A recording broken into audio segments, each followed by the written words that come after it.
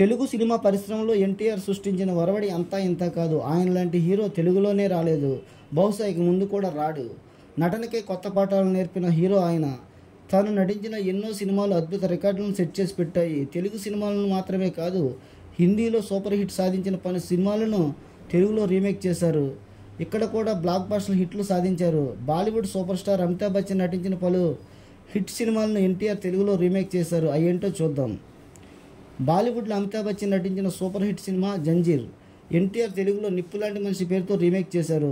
తన 52వ ఏట ఎన్టీఆర్ ఈ సినిమా నటించారు. బిగ్ బి జంజీర్ సినిమా నటించే నాటికి కేవలం 32 సంవత్సరాలే. ఈ సినిమాతో అమితాబ్ బచ్చన్ బాలీవుడ్లో మంచి పేరు సంపాదించారు. తెలుగులో ఎన్టీఆర్ సైతం ఈ సినిమా మంచి హిట్ సాధించింది.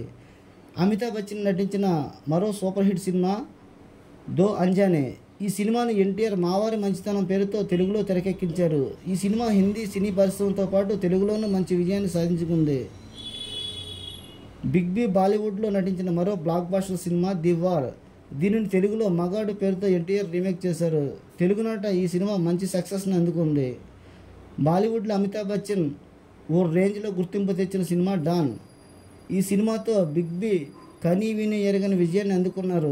ఈ సినిమాను తెలుగులో యుగంధర్ పేరుతో రీమేక్ చేసి సక్సెస్ అయ్యారు ఎన్టీఆర్.